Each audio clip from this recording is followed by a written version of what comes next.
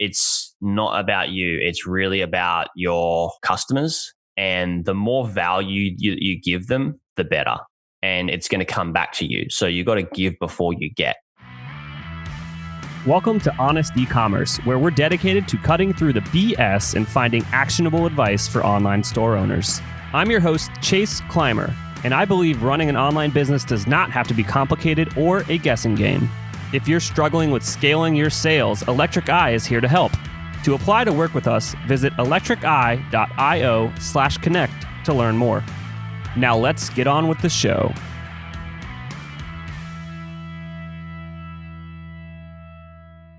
Hey everybody, welcome back to another episode of Honest E-commerce. I am your host, Chase Clymer, and today we're welcoming to the show Jaryd Krause. Jaryd Krause is calling me from all the way across the world, the power of technologies. But Jaryd comes to us from these days. He is the host of Buying Online Businesses podcasts. He's very passionate about passive income, which is, definitely something I think a lot of us know about being in this industry. You kind of start a business and you have that entrepreneur bug because you're trying to figure out ways to kind of make money online with how lazy can I be about it? And, you kind of get into it and you learn quickly that that's not really the case most of the time. It still takes hard work. So Jaryd's coming to us today. I was actually on his podcast and now I'm going to have him on ours. But first of all, welcome to the show. I'm talking too much.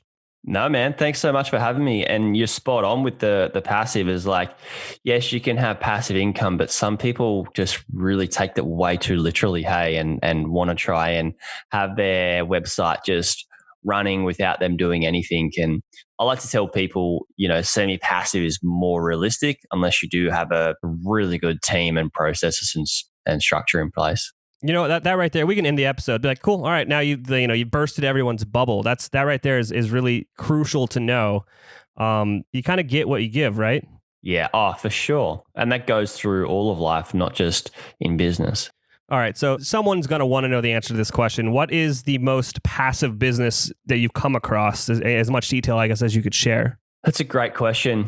It's probably not in the space that most of you guys are listening, but it would probably, in my opinion, be a content site where they're making money from affiliate marketing and ads. And if you have a team where, you have them go away and search keywords and produce the content and have somebody else edit it and post it and upload it for you and then distribute that content around the socials to get more traffic, that's probably the most passive model. And then, you still want to be working on it though, because, like, for example, you say you've got a website running, you're going to have other people coming up. It's going to be competition, which means you're going to have your SEO really good. And also the algorithm changes, change how your website gets shown up and seen. And that sort of type of business is heavily reliant on traffic, not so much, PPC. So there is a lot that you should really keep your finger on, but that would be probably the more passive model that you could go for. Absolutely. And then it's just one of those things where before it is passive, there's a lot of work to get that initial block of content that gets you ranked, get those backlinks that help get you up there in the first part. I think that part of the puzzle people are going to overlook. Yeah, for sure. There's, it doesn't come with just a few things thrown together and you're off and away. It does take time to set up that money-making project. Correct me if I'm wrong, but I'm going to guess that the most average way to make money online, average is a very wrong word, but, typically these days, a lot of people are building brands. They're building, they might get started with drop shipping, figuring out something that works and pivot to more an actual brand.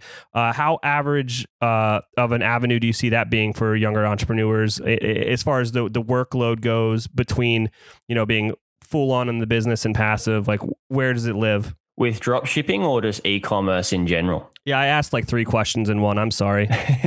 No, that's totally cool because, I just want to be more specific. Are you more relating that to drop shipping? I think people kind of know that I think drop shipping is a very difficult model to do profitably these days. Yeah. It's pretty known that I prefer people focusing on an actual brand and building it the right way. Yeah. So you can give your opinion on both. Okay, well, let's start with the drop shipping while we're on that. It is hard because you don't have so much control over your product and shipping times. And now the Amazon is just making things quicker and quicker, and you can have things the next day type thing. It's just so hard to sell products that aren't your own. You don't have the quality control. You don't have the shipping control. You're reliant on them doing refunds and stuff like that. And also, you may be going out of stock of stuff and you didn't get updated, or they may have changed some products and stuff like that, which has happened to me, recently. One of my suppliers sent out the product that they purchased that I purchased I purchased wholesale, and they sent it out to them.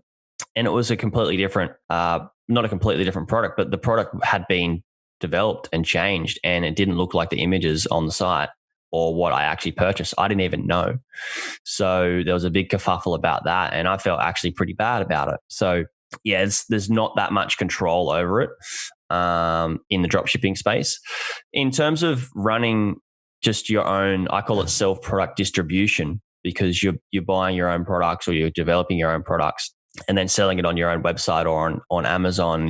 There's the reason it's not too passive is because you need to keep your eye on the products, how much stock there is, developing them to making them better. And that's quite important, because if you go out of stock, you can't sell anything. And then also with customer support and service and stuff like that, that's a big part that you really need to keep your finger on the pulse. And yes, if it's a bigger business, if you're doing a couple of 100K up to $1 million or more, then you can start to really put people in place where you can have it more passive. But in terms of people starting out, which I'm sure most of your audience are, is that there's a fair bit of work to go into really building that brand and really building that business.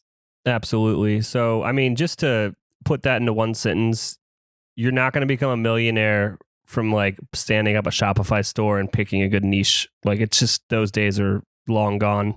And honestly, I don't think they ever existed. I think the people that were doing that stuff had, other stuff that was giving them a competitive edge to help them do that. Yeah, for sure. I think the huge edge, or what's very underestimated, is picking your product and picking your niche really well. Sometimes people, you see, if I look at billionaires, and a lot of them, they're very, very smart and they know how to do technical and analytical things. Although a big portion of what a lot of billionaires say is that, some luck was involved. They never perceived that the industry would have gone the way that they were heading as well. And so when you start selling a product or doing a service or doing business in a specific niche or industry that starts to take off, that gets really, really popular, it definitely adds to your success. So trying to work out what niche and industry can really help you, and then making sure that product is absolutely amazing, it makes you run downhill towards your goals rather than trying to run uphill. Absolutely. That makes a lot of sense. Kind of going with that and picking niches and stuff. I think this is something I see often as well is we'll get a huge influx in the market of people that are chasing something that's already taken off. Yeah. And I think by the time you've heard of it and you haven't been actively in it, you probably are too late. So some examples of that would have been vaping was huge in the direct-to-consumer market a few years ago. Now it's moved into CBD is just insane right now. Yeah. And all these products, they kind of have an edge factor to them, and you got to jump on them as soon as possible. But I don't think that I've ever met a person that's come in after kind of the ship's already taken off that's ever made $1 in those spaces, just because they're too far behind already. Yeah. And I think if you're coming, you're coming into the online space to just make money, then yes, you can do it with the fad and gimmicky type. I call them the fatty type gimmicky products, because it's got a life, it's doesn't have a massive long lifespan.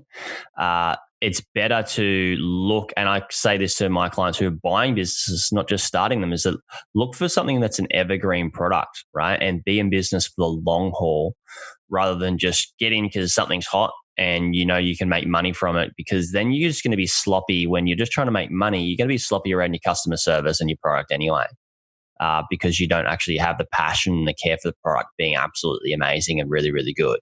So because your eyes are focused on those dollar signs. So I prefer to tell people to go for something that's more evergreen, that is going to stand the test of time and can be developed as you go. Something that's still going to be around in 10 to 15 or 20 years time is going to be a far better business. It's going to be more sellable if somebody wants to sell it, and you're not having to reinvent another business and create a new business every 5 years. So I just feel it's better to go for those evergreen products. Does that make sense? No, that makes complete sense. And that's an amazing segue into where this conversation was going to be going, which was, how do I sell a business? There's a few questions I have around here. But I guess the first one would be, is how big does my business need to be before selling it's actually something I can do? It's a great question. It doesn't need to be, it can be earning 20 grand a month. 20 grand a year, and you can still sell it. So it doesn't need to be this 7-figure income earner to be able to sell your business. Actually, a lot of people sell their business that are making 20 to 30K a year from their business, net profit, obviously. So it doesn't need to be this massive business. And then there's businesses that sell all the way up to, 20 mil, 30 mil, 50 mil. And then your question was, what do you need to do to sell it? Was that right? Yeah, but there's something I want to interject in there is, sure, before I'm getting ready to sell it, I've made the choice that I want to sell it. And for the sake of simple math, let's say that the business we're talking about sells widgets, it sells something and it's making $50,000 a year, right? So we'll just take that for the baseline for the rest of the conversation. Yeah. Mm-hmm. So we have this side hustle, we had a good idea, and we're making about $50K a year. And I've made a decision that I want to move this thing. I want to sell this business that I have. What's it valued at? Yeah, great question. There's a lot of variance to that, but so it's making about 50 grand a year. Let's just say that's net profit, which is important because nobody's, you're not going to buy a $50,000 revenue business because the profit may be only, $5,000 possibly. So say it's doing $50,000 net profit.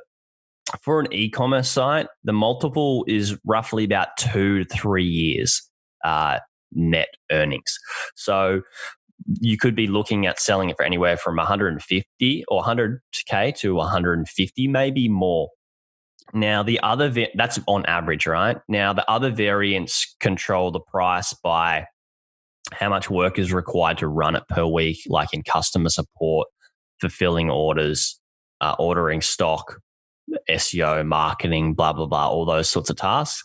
If people are spending, 10 hours per week to make 50K per year net, some investors don't particularly want to go for that, right? They want to make sure they have less hours and the work's easier. So maybe you have different, and I'm moving probably into the next question, what do you need to do to set it up well before you sell it, would be, just getting good processes, structures and procedures put in place so you can decrease the workload, and then also work out how you can decrease the amount of money spent. So decrease the amount of money spent, which is the expenses, and increase the overall profit. Absolutely. So there's one thing I want to get in here, and I just want to clarify for everyone that may not have the technical nerd word background like me and Jaryd do. It's when we say net profit, that means that this is $50,000 we're taking home cash in our pocket. That does not mean that it says $50,000 sold in your Shopify backend or whatever platform you're on. This is like profit after every expense, after taxes. Yeah, that's right. After absolutely everything.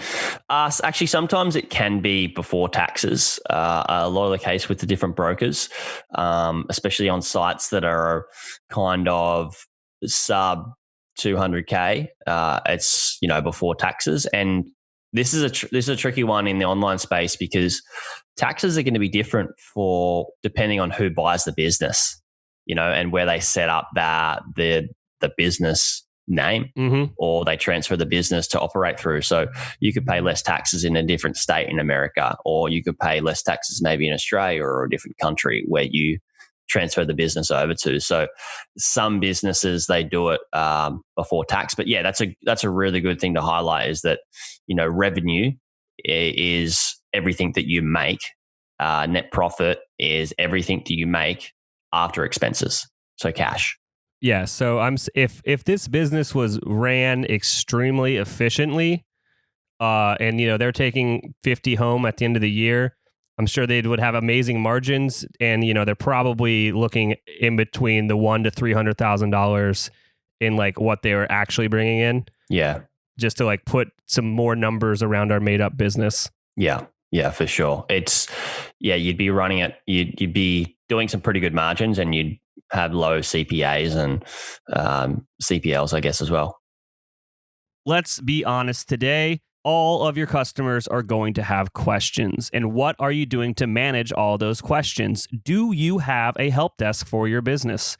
One of our sponsors of today's episode is Gorgias, and Gorgias is the #1 rated help desk for e-commerce. It integrates seamlessly with Shopify. We have installed it on a bunch of stores. It's also used by brands like Movement and Rothy's. And what it does is it takes all of your customer insights and information, brings it into one amazing dashboard so you can solve their problem as quickly as possible.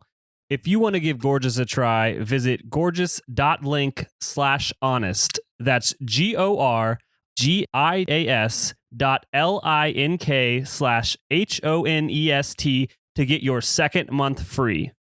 All right, so we made the decision. We kind of expect that we are going to be able to sell this thing for $150 on a good day. And so I need to get my processes in place. So this is all about creating SOPs, standard operating procedures. I need to write down the answer to every question that might come up about my business. And this is usually what separates like a good business from a bad business, is just having processes in place to answer questions, to help whoever's helping you. You've got a VA or you've got a full-time employee, whatever. Like, you want to help them do their job faster. That requires you to get all the answers out of your head. Yeah. I've done this on one of my businesses, and it's so great that you brought that up, is that, I went through in the email, within the back end of the email software that we're using, or you could do this in Gmail even, is that, when the more FAQs, the frequently asked questions, come through via email, is that you just have an email, response, like a template, and you just click on that, and it just sends, and that just cuts out so much time that you have to pay a VA to type out that email every single time, or for you even to do it yourself.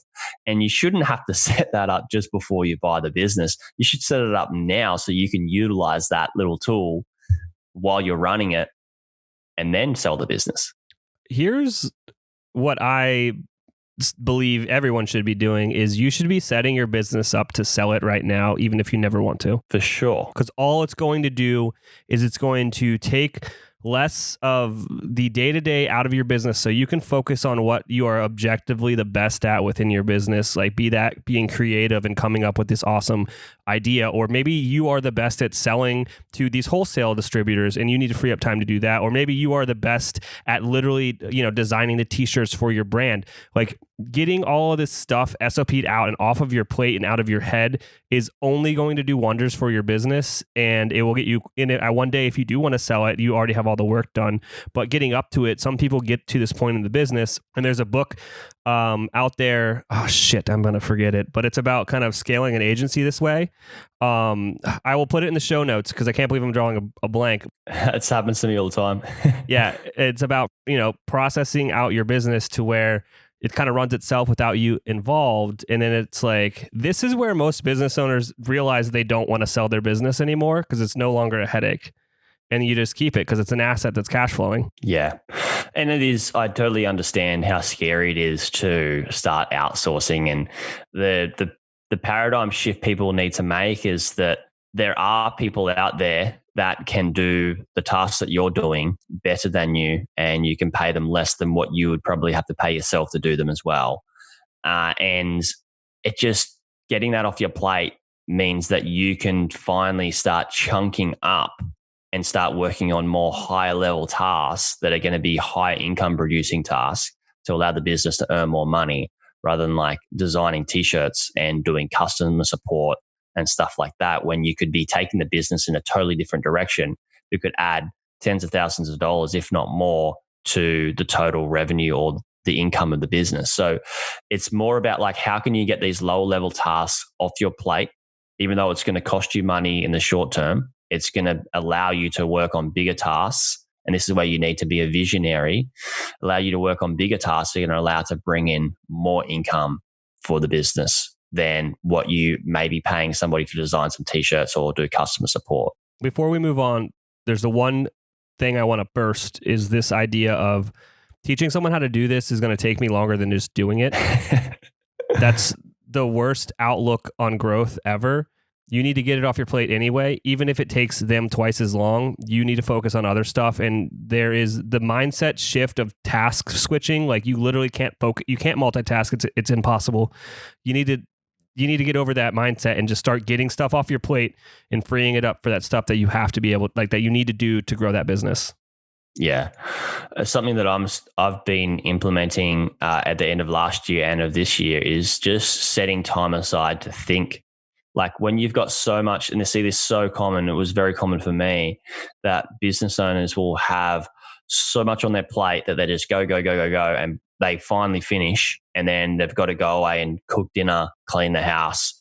You know, they might have kids they got to run around and sort out, and then you just don't have time to sit down and think about your business or the direction you could take it or things you could do to improve it. Like you're just absolutely doing the day-to-day and running it. So even just having space, like space is so important. And especially as a business owner, if you don't get that, then your business can just run around in circles. And I think it's, even paying somebody to do tasks when you are going to do nothing, I think it's still a good investment because you got that time to think and that space. Absolutely. All right. So let's move into this. We've made the decision to sell. We've got a number in mind. We processed the crap out of our business. You know what I mean? Now what? How do I sell this business? So you can just go to a broker. So you just can just type in website brokers, or you can come to me and I can send you to a particular broker that may be best for your business model. I know there's quite a lot. There's Empire Flippers, FE International, Quite Light Brokerage. You can sell on Flipper. That's probably a lot more work than you may want. There's also Exchange Marketplace, which is where you can directly sell your Shopify store. I'm not sure if any of your audience actually know about that, but you can do that directly through the platform, which is quite cool. Yeah, Google website brokers and you can find a bunch of different brokers that will help you sell your business. And I'm sure there's some sort of fee involved in that. Yeah, there's a fee. It depends on how big your business is, but it can be anywhere from 10 to 15%. Absolutely. And how long does a process like this usually take? That's a good question. And that's very business dependent as well. Mm-hmm. Oh, yeah, I'm sure. Yeah. At the moment, we're in a pretty good market where businesses do sell quite quick because so many people are hungry to buy businesses that are past that 90% failure rate, because 90% of startups fail, right? It's quite hard. So they're past that 90% failure rate and they've got a proven track record that they're already making money. People that want to sell their business and are smart, they've set up all the processes. Imagine you coming in and going, all right, I just want to buy a business that's just chugging along and you can do some small day-to-day tasks, then it's pretty attractive to buy, especially for the return that you can make. So they're selling quite quick, especially businesses sub 100 or even sub 200K. They're selling quite quick. Absolutely. And by quick, I'm talking like, a week to 3, maybe 4 weeks. That's wild to me. But I'm assuming the people that are buying them that fast, it's probably not their first rodeo. Not at all. There's, I spoke to the Empire Flip on my last summit. So I had a buying and building online businesses summit that just finished at the start of this month as we record now. And I had a broker come on and he mentioned that they're selling, $50,000 to $70,000 sites in seconds. Like people already have money wired to them in their account, ready to just purchase something good that comes along, because there are bigger like funds and firms that are buying up smaller brands and they just see something they like. They'll do a quick bit of due diligence to say that's ours and take it off the marketplace straight away. So it's pretty crazy how quickly they're selling. That's nuts. Yeah. This is going to be thank you for introducing me to a rabbit hole of nonsense that I'm going to get into this year. I already talked about this with you offline, but yeah, this is something I'm looking into. It's actually pretty cool space. It's growing quite rapidly and there's some cool parties coming to the space too. So I love it. Yeah. All right. So when I guess let's look at the other side of the coin. I'm sure there's some people out there that are like, wow, I never thought about buying a business. You know what I mean? What, like, just from a due diligence perspective, what should be attractive? You know, what should I be looking for? I'm sure there's a million things out there, but like, what are the like the top 3 things that you want to look for when evaluating buying a business from somebody, especially like an online Shopify store? Yep. For an online Shopify store, the top 3 things you want to be checking and verifying through your due diligence. Number 1 is getting viewers access to their Shopify account and just double checking the sales that are coming in, and then cross-referencing, I should say, that to the profit and loss statement they give you. Normally, they're going to give you a P&L, and that is like an Excel sheet. So you want to be cross-referencing that to make sure it correlates with the actual income that is coming in, and then just double checking what their expenses are, making sure it all checks out and actually makes sense, because that's really important. That's just called verifying the financial. So that would be the number 1 thing that you'd need to be doing. Then there's, checking out, I'd probably, for a Shopify store, I'd be making sure the marketing's really on point. So, and if it's not, what needs to be done or changed. So I like to see what's happening with the marketing, why it's working, why it's not working. What have they tried? What worked and tried? What did they try and did not work? Asking things like, what's your CPA, right? Which is your cost per acquisition. What's your CPL, which is a cost per lead if you're getting leads before you transition them into a sale. What are they getting as an opt-in? Is it valuable? What's the opt-in rate? What's the, how many emails do you have? What's the open rate of the emails? How often do you send emails to the list? How often do you send sales emails to the list? And what's the close rate of those sales from that email? That's definitely checking out the marketing and see what's being done with that. That's very, very important. And then I'd like to do a lot of due diligence on the product and asking, how much does the product cost? What's the best selling products? Are they up the top of the site on the main homepage? And just checking out what's being done in terms of making sure those products are shown in a really good light. Like, as you know, product descriptions, good images, making sure each product page has, a lot of great information that's really eliminating the fears of what the buyer may have, building a lot of trust, and then making sure that's also SEO friendly. So they're the top probably 3 things that I'd be looking at: is financials, marketing, and the products, and how they're everything to do with the products, if that makes sense. I know there's a lot of information there, so people may need to go back and read that, listen to that again.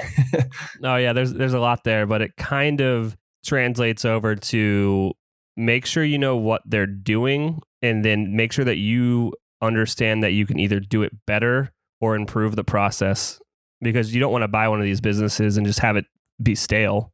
You want to grow it. Yeah. The main thing is, when you're buying an online business, is understanding the whole business and understanding what risks are involved, because there's risks involved in absolutely everything. And then working out how you can minimize those risks, right? And then what are the low-hanging fruits that you could take advantage of? And that could be the email list, or if you know a lot about marketing on Facebook or YouTube or Twitter or LinkedIn or wherever, Pinterest, then take advantage of your skill and, utilize those low-hanging fruits there. Absolutely.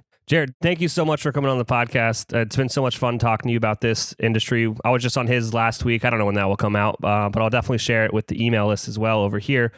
Is there anything that you want to share with the audience before we go today? Yeah, and thanks so much for having me on. The one thing I'd like to leave with the audience and share with everybody is that if you're coming to this space to make money online, the number one thing that you want to understand is that it's not about you. It's really about your customers. And the more value you give them, the better. And it's going to come back to you. So you got to give before you get. And I'm talking about, if you're giving people really good prices on your products, if you're giving them really good customer service and help, if you're giving them really good value just by going through your site and teaching them, really good content, that's the number one thing that you should be focusing on is how can you make your business and your website and everything you do so very valuable to people that are your audience or interested in what you have. How can you make that more valuable? Because then you're going to set yourself up for success. That's the most important thing to focus on. Awesome. So if anyone's curious to learn more about you, where should they go? Sure. You can just go to my website, buyingonlinebusinesses.com. So that's buyingonlinebusinesses, plural.com. And then you can check out my website and see my podcast. Most people go away and check out my podcast, listen to a few things that I'm up to and what I like to share. And then if you're interested in what I've got, then you can go back to my website and check out some free resources and some other things that I give people. Awesome. I'm sure that I'll have you back on here in a couple months and we can go down this rabbit hole a bit further. Sure, man. Looking forward to it. Thanks so much. Yes. Take care. Have a good day. You too. Bye. I cannot thank our guests enough for coming on the show and sharing their journey and knowledge with us today. We've got a lot to think about and potentially add into our businesses. Links and more information will be available in the show notes as well. If anything in this podcast resonated with you and your business, feel free to reach out and learn more at electriceye.io/connect. Also, make sure you subscribe and leave an amazing review. Thank you.